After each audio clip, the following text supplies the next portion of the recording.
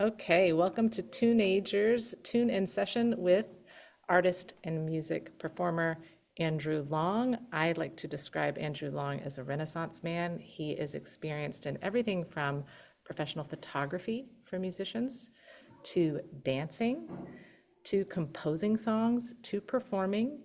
And in general, I would say creative flow, exercises in staying creatively open, surpassing hurdles that we might set for ourselves, boundaries, and a healthy outlook on creativity. And let me mention also painting. Oh my gosh, I was trying to do it chronologically. In the background, you can see one of his paintings.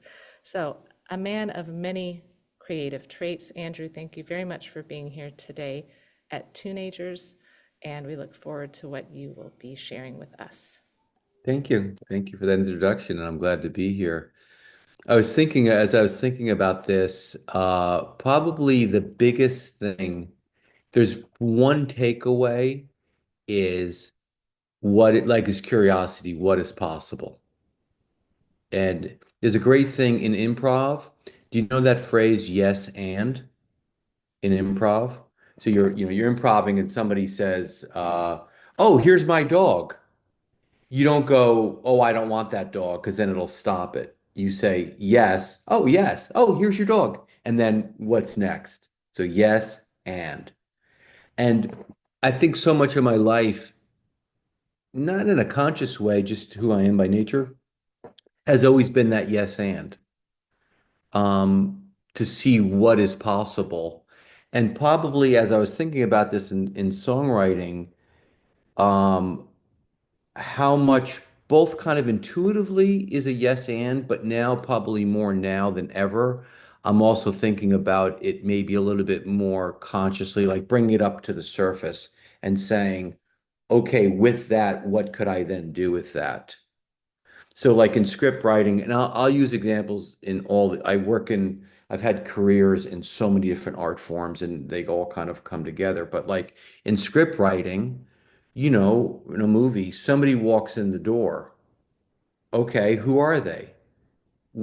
Where did they just come from? Was somebody in the car? Who says they were in a car? Maybe they're on a bike.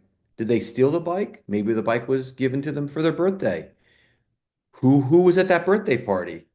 When was that? Like they're like, I think of it as almost like this trail then can split, and then this trail can split, and you can go backwards or forwards in any dimension of what it is. And so in writing songs, I often think about that. Um, and a lot of times in real time as I am writing the song. Most of my songs are written. I've There's only one song I've ever written where I wrote the lyrics first. It was on a train in I was on on the East Coast in Washington, and I wrote the lyrics out, and later on I put it to music. All the other songs are I just pick up a guitar or a piano, and I'll just start doing something, and I'll just start singing, and it will just kind of find itself. And there's some days where I'm doing it, and I'm thinking, as I'm doing it, it's almost like I'm seeing myself, and I say, "Wow, this is really good." Like I'm on the groove. It would be if you were, going down a river with a kayak and you were hitting the great waves and you were aware, like these are really good waves, the way the water's moving, and you were aware of it, like, okay, take that one, take that one. That's what it kind of feels like sometimes. And I don't want to overthink it, but I want to say, like, okay, this person just showed up in the song. Who's this person? And it's almost like maybe like even like a video game or something. Like somebody pops up and right away, who are they? Are they 5 years old or 50 years old or 500 years old? Do they have magical powers or are they just regular people? And as I'm writing the song, that will happen. And I just try to stay, as Amy said, I just try to stay in that flow of that, um, so that I don't get out of it. It's like I think of it as like a pan when it's on the stove. If you take it off and it cools down, it takes a while for it to heat back up again. So there's like a temperature that I want to keep going. And then later on, I will go back and, then kind of craft the song. But that's probably the hardest part for me because I love process. The probably best combination for me would be to co-write with somebody at all times and just go, I got this. And somebody can hear it and say, oh, that's really good. And then let them do the next thing. I used to do that with dance. I had a dance company and I co-choreographed with somebody. And I would make up a series of phrases and she would, and then we would change the phrases and the other person would take them and then add on to them and then give it back. And we went back and forth like that. So that kind of collaborative, um, sense of that. So in your process of writing, how do you all write? What's your process of writing? Rain? Usually I write my lyrics after I've made the song, or at least the chorus part of the song. And either while I'm listening to it, I'll put it on replay and just like think of lyrics, or sometimes I don't want anything in my brain because I want to write very meaningful lyrics. So like I try not to listen to music, I try not to listen to anything, like even a podcast or anything. And then I just write everything that I want to put in the lyrics and then take little bits of that and then put it in the song. Nice. Maliki, what do you do? Usually the music comes first, and then I just, similar to what you said, like music first, and then I just play the chords over and over again and see what my brain comes up with. And I heard one thing that was like, even if you think a lyric is bad, just keep going, just keep on writing, and that helps a lot. Just keep going. You can go back afterwards. Yeah, there's two things come to mind. The band Wilco. What's Jeff's last name, Amy? Jeff. Um, Tweety. Yeah, Tweety. Jeff Tweedy, what he will often do, similar to Rain, what you were saying was he'll record something and then kind of like phonetically or the sound of it, it's just mumbo jumbo words, and he'll just put it on the house and just keep playing it over and over in the air, and then it'll fall into place. From the Beatles, Paul McCartney, he always said he just starts every song with scrambled eggs, da da da da da, da scrambled eggs, and eventually he replaces the words like that. There's a great podcast called Song Exploder. It's one of I love process and I love to find out how people do things. And Song Exploder takes one song, it's about a 20-minute episode, and everyone starts off with somebody going, I was in the car and I was going, I, it's raining today and da-da, and you're going, because you know the song, and you're going, that's how it started. That sounds like my thousands of memos on my iPhone. And you go, how did it get from that to that? And then the person says, oh, and then this thing happened, and they'll play a little maybe garage band thing. And then we went in the studio, we made this demo. And then we put these keyboards on, and then I called John. He couldn't come, but John's friend who played ukulele could. And then that's how that got on. And it's again going back to that flow, going back to that same idea of how things go like that, right? And the same thing could be true for, bad things in life happen too, right? Like, how did that happen? Oh, I made that choice, and that choice is I got in that car, and that's what happened. So we always everything is about choices and outcomes, good and bad, right? But I do like to focus on all the good things in life. The other thing is like there's often times where there's things that I'm aware of and they're just kind of sitting there. I think of it as the refrigerator.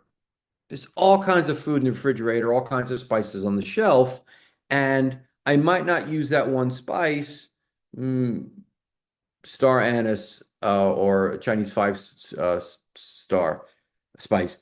And but then that one day is like, oh, what would happen if I took that and I added it with cumin and some cilantro, and this over here? What would happen? And often I like when I'll do something and then I'm like, oh, that thing I was thinking about, it could be 20 years ago, literally. I am now using that idea and I'm marrying it with this new idea that I have. And I will play you an example of it is, let me just find this here.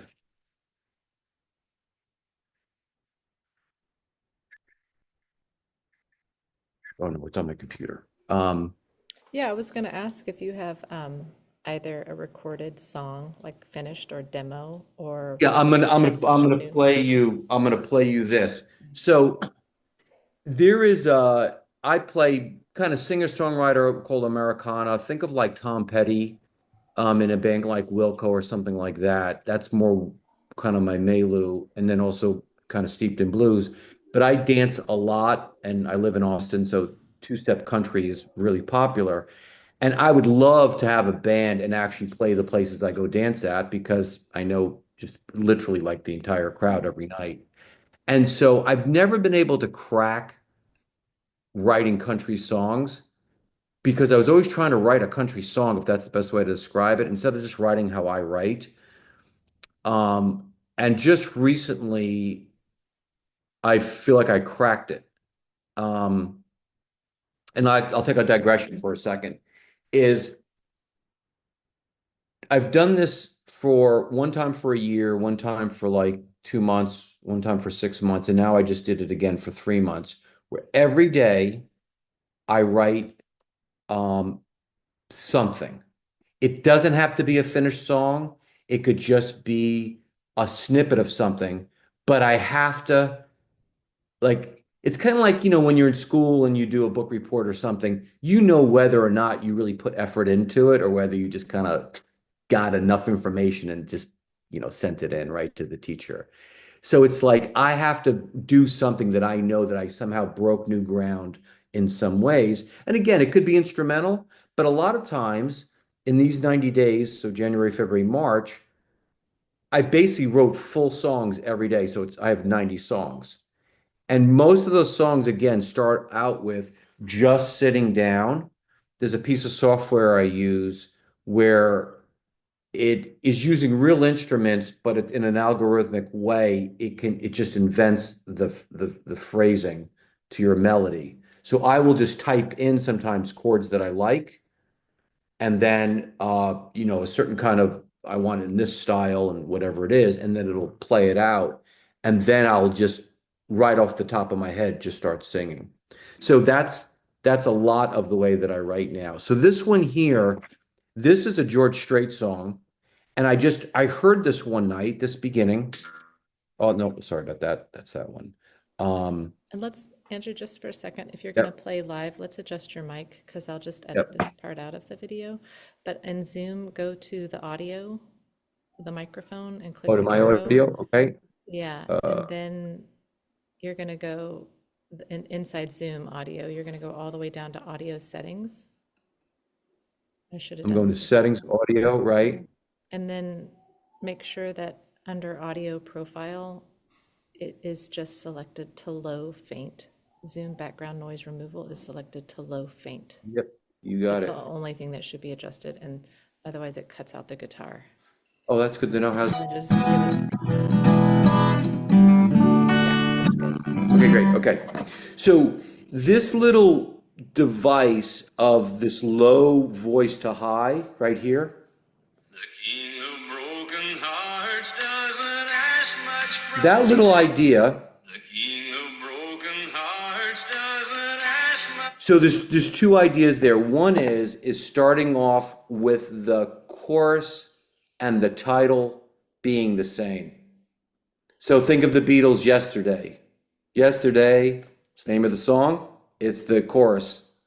Also with the Beatles, Eleanor Rigby, I Want to Hold Your Hand. All those songs all start off with the chorus and the title is the same. So those were just kind of in the back of my mind lately, just kind of floating out there. I heard this, and then I remembered from years ago, I couldn't remember it this morning, but it was something like, you could say that I just remember that little phrasing, da da da da da, where I sang on top of the notes. Never really been able to write a song around that idea. I don't know why. So that was like floating up that same day. I heard this. I literally sat down, and this song, I'll play you the song or a piece of it. This is pretty much verbatim. I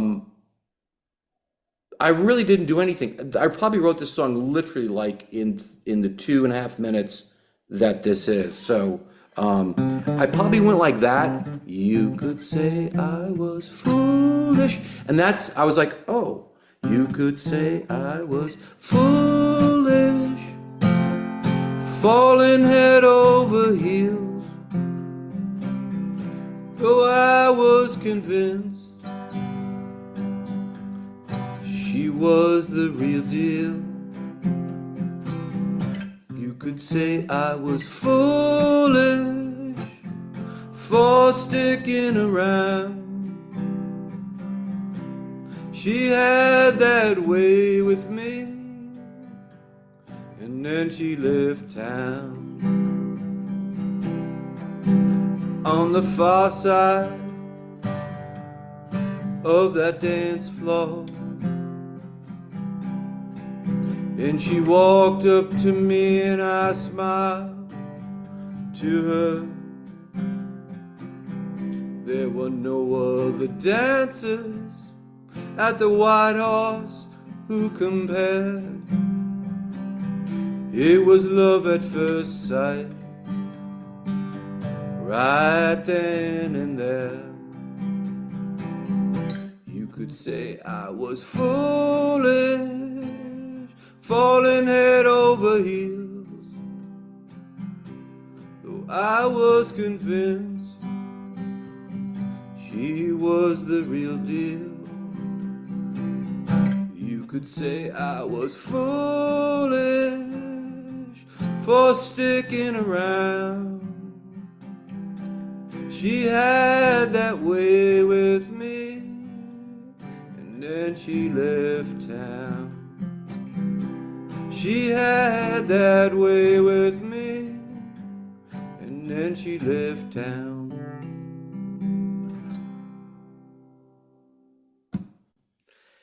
So as I was singing that, I was also thinking about, thank you, I was also thinking about that is a true story.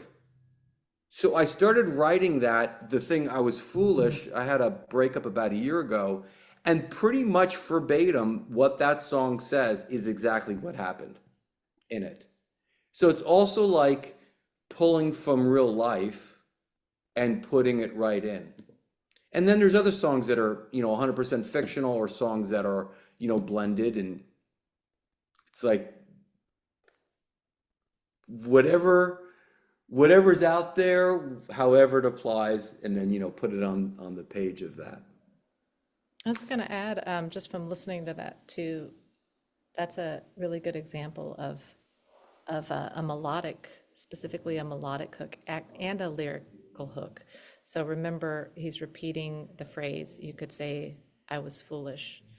At the top of each time he says it, he's saying the exact same phrase, and there's the exact same melody. So remember, there's three different categories: a lyrical hook, a melodic hook, and in this case, both. And when you have both, that's one of those instances that makes it really memorable, because now I can walk away, and if there's anything that I remember hours from now, it's you could say that I was foolish. You're right. Right? And that's those little pieces of gold that you can't ever repeat enough. Like, you really can't repeat it enough. He could, at the end of the song, however it ends, he could just simply say that over and Right, over again for exactly. like 30 seconds or a minute, and I would not get tired of it. Right. Yeah. That's a good point. I love that next layer, which is where an instrument where there's an instrument playing a hook also, or in two different parts of the song, two different instruments are playing a hook, which as a songwriter is frustrating because a lot of my songs, because as an electric guitar player, there's big chunks in the song that leave spaces for leads and for all of that other instrumentation. And then it comes, I played the other night someplace, and like I played so many songs because if you take all of that stuff out, the song gets shrunk down to, 2 minutes and 30 seconds or something, where with a whole band, that song is really like 4 minutes in when it's all said and done. So the other one was, I'll play you another little snippet of this one was, again, this right here is pretty much exactly, again, I'm just taking my iPhone, I'm just hitting record, and I'll pick my guitar up and whatever comes to mind. And there's a player in town, a guitar player that I was over his house, and he was talking about, he played that chord, and I was like, for like months, I just sit here and go, and I could never find, he played me this very complicated jazz thing, even though I have a video of it, I still can't figure it out. And I've played it for other people, guitar players are like, I don't know what he's doing there. But I just love that sound, and I've always loved that, right? That's an F major minor 7th, I think. Or a D, it's a D. So I sat down one day and I just went,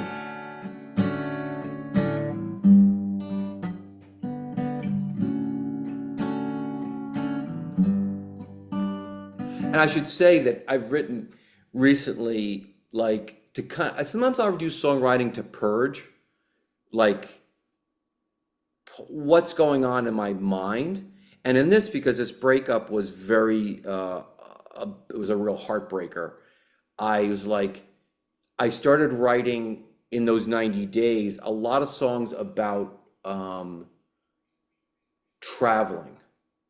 And I think because I was thinking about writing country, this is not a country song, but thinking about writing country songs, I was thinking about like the West, and the West in that big sky, the Western sky in America, is just all about possibility, and that I'm going West. So I wrote so many songs about going West. And so within that, it had to do from like this relationship, and almost like thinking about an album about a character, that same idea of like, okay, the person's going West, what's their life when they arrived, what happened, like is there an incident, where'd the person meet? So I met her on the dance floor, we had this life here, there's the breakup, I'm heading West, here's my new life. Where it would take multiple million listens of the record to listen and go, oh, that's the through line of all of this. And I don't care if someone listening to the record knew that or not, but it helps me. I need sometimes like a guidepost for myself, because otherwise days run into the next day, and I need to anchor stuff and get stuff done. So it kind of helps me like that. I like Amy. Amy's like, sometimes we'll co-write over Skype or whatever, or Zoom. And she's like, okay, I have 3 hours on April 29th at 10 o'clock. Can you do, like, Amy, I don't know where I'm going to be on that day, but I like it. She's like, anchor down. That's good. So it goes like this. Let me say this again. So this was, once I hit funny day, I started writing, it's a funny day, it's a funny day. You better laugh. So then I thought, what should I laugh about? Oh, I got so much more to say about my past. And that's because I'm writing songs about the past and I thought I was done with it. No, I got some more, I'm talking to myself. I got some more stuff to say about my past. It's a funny day. You can't make it up. Imagination lacks fiction when reality sucks. All the signs were there to see that we would last for eternity, but it's too funny. It's too funny. It's a funny day. I saw you on the street, and all the time that passed by, we never did meet. Where that comes from, I see this woman on the dance floor probably every 3 weeks. She literally is dancing right next to me, and she's just like checked out. Like she's like, I'm not gonna. It's kind of just weird. So I was like, well, what if I was a character on the street where I saw somebody all the time, and we just never did meet, no matter how close we are, right? So that's where that line comes from.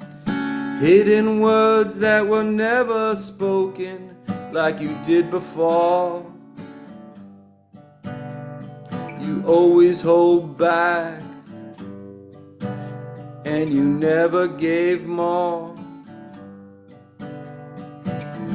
All the time that it's been replayed, there's nothing more to really say except it's funny. It's just too funny.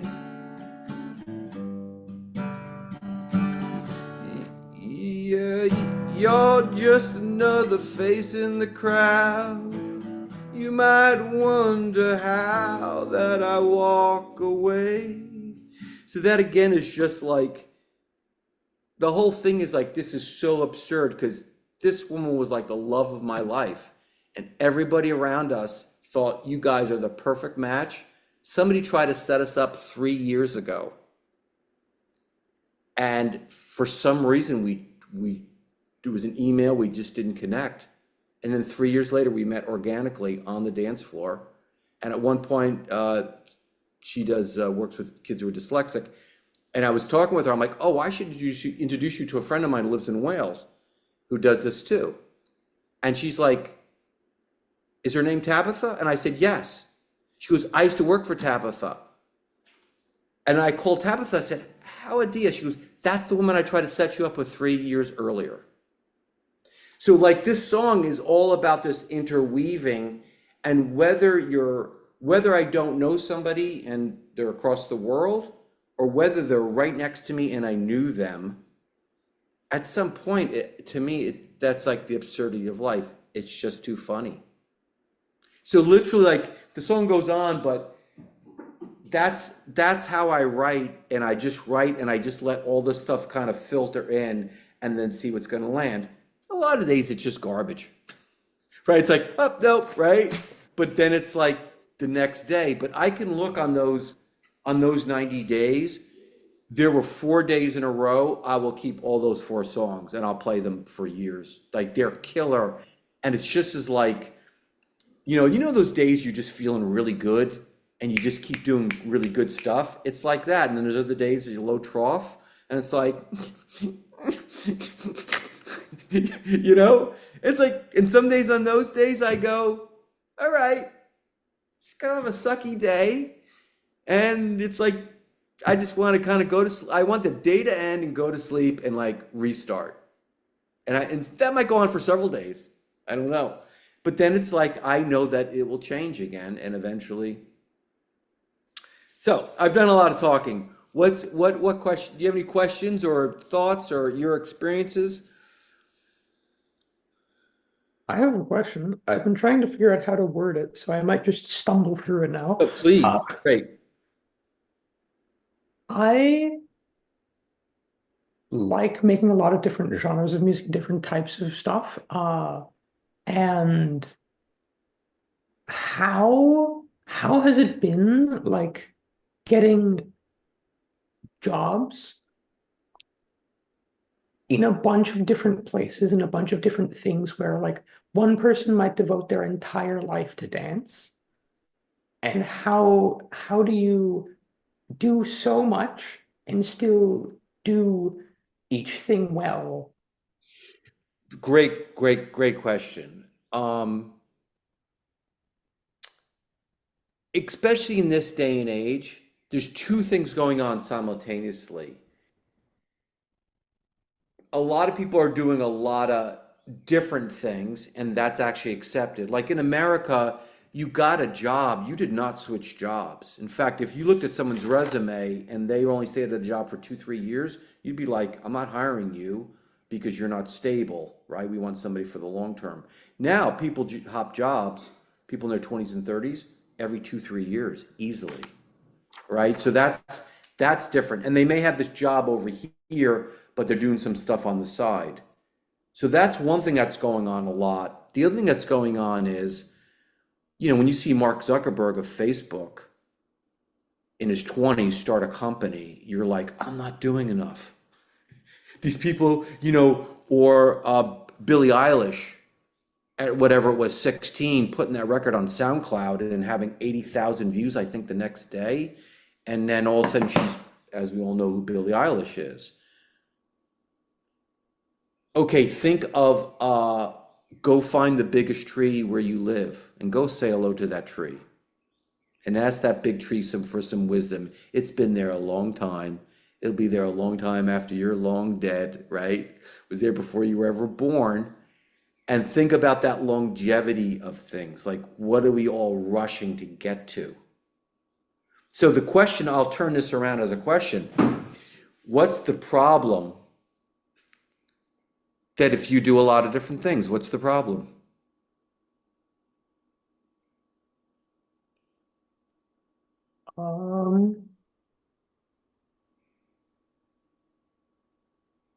Kind of the like jack of all trades problem is what comes But into my what's, head. but what, right, but what's the problem in that? True. Uh, like the being somewhat good at everything, but not incredibly good at one thing. So the question about that would be, is that evaluation or at worst judgment? Because judgment then can go into shame and blame and all that kind of stuff, right? The question would be, is that an outward gaze of how people see you? Or is that an internal thing, which is, I'll make this up, grafting, because I garden a lot, grafting a tree. Like I'm kind of good at it, but I really want to be really great at it because I really want these fruits to really grow and grow in my backyard. That's an internal thing.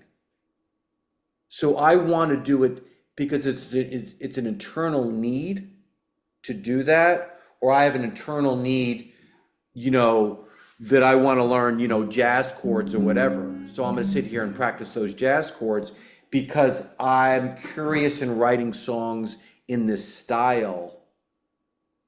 That you want to follow that thread because you always want to follow what your internal thread is, right? But if the thread is because they might think I am Yeah. blank, that's now judgment, which is like, there's that great Oscar Wilde quote, be yourself because everybody else is taken. It's brilliant, right? It's strange to do something that's different because if no one else is doing it, you feel like you've there's room for criticism from other people until you then do it and you might get popularity. Other people do it, and that's, oh, they were the first one to do that. How smart of you, right? But it takes diligence and internal strength to follow through. I've had careers, so for like 10 years, and these are like overlapping, right? Okay. So first off, I graduated high school when I was a year early, when I was 16, merely because because I figured out through my brother, I could take one of my classes, my English class, my 12th grade English, and take it in 11th grade, and therefore I could graduate. I'm like, done. So I did that. I have 6 older brothers, so my life was much faster because I lived, I was always doing things they did. So I was 2, 3 years ahead of my age group anyways, growing up. So I was out in the world. I moved to Austin when I was 17 from New York. And so from like 17 to about 27, I was a photographer, which is like I've had pictures in the New York Times, Columbia Records. I've had photographs on 3 platinum records. You'd open up Rolling Stone magazine, see my photographs. So that was that. And then I was painting from about my early 20s until now. And then when I was 23, I met this woman and she had a dance company. And I traded my photography for her dance company. That's how it started. Then I was like, oh, dance is like art on stage. It's like sculpture moving. She recognized my ability in that. She closed that company and me and her started a dance company that became wildly successful and toured in Germany for 2 weeks, in England, all over the place, all over America. That would happen for 15 years. I'm painting the whole time. Back in my 20s, I was in a bunch of bands playing. So that's the through line. So things would start and stop and all overlap. And I'm 60 now, when I was basically, say, 45, 50, it was about 45, I started doing like life coaching, kind of part business consulting, part therapy is the best way to describe it. And so a client came to me, and the client was a musician, and a very famous musician. And I said, is your contract out of New York, LA, or Nashville? And she said, how do you know that? How do I know that?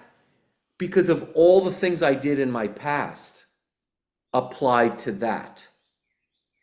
I worked in restaurants from a kid, and I worked me and my brother owned a restaurant for a while. Then I got a restaurant client. What's your point of sale software? How did I know that? Because 3 years earlier, I went in an investment with my brother, knew the software. Here it applied there. Like how when I'm doing things, I never knew how it would match up. Here's the most craziest of them all.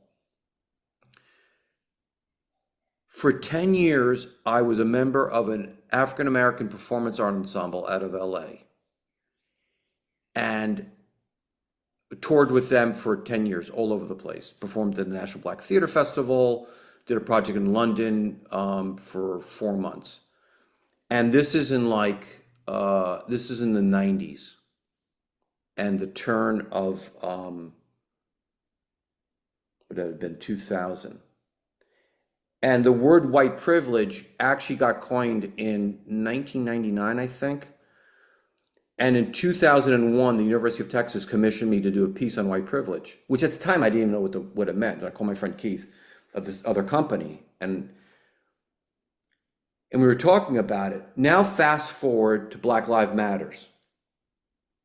Okay, and this stuff we were doing was like performance art, excuse my language, crazy ass stuff on stage. Like it was freaking fantastic. We toured all over the place. Here I am 20 years later, Black Lives Matter. I have a client, executive of a very large company, $100 million company. He was on paternity leave. Comes back, he's not looking at the news, and somebody in the company says, you have to make a statement. He's like, we're a company, why do we make a statement? I'm like, dude, you gotta make a statement. So he makes a statement. It's a dumb statement. People in the company are like, you are deaf. So he makes another statement. I'm like, another dumb statement. So now through technology, because he's not in Austin, I'm watching him. I'm like, look, we'll say his name is John. I'm like, John, you have to do it in video and I want to do it with you. So he's recording it and there's another camera that I can talk to him. And I am coaching him as a white man to a white man to say, this is what you need to express. How did I know that? Because I spent 10 years with this artist named Keith Antara Mason doing pieces on white privilege and racism in the African diaspora. And being in places where Keith would say, you would never be allowed in this thing. He would take me to places like, you would never be, you could never go to this neighborhood as a white guy. And I saw things that were like opened my eyes up. And I remember doing this video with this him and coaching him. And I thought, never in a million years would that thing I did 20 years ago, in quote, art, would apply in this business thing. At that point, I was just like, I'm like kind of excited to the future to see like all the different things I do, how it's all going to connect. And that's the mystery. That's the yes, that goes back to the top of the conversation. That's the yes and. Yes and what's possible.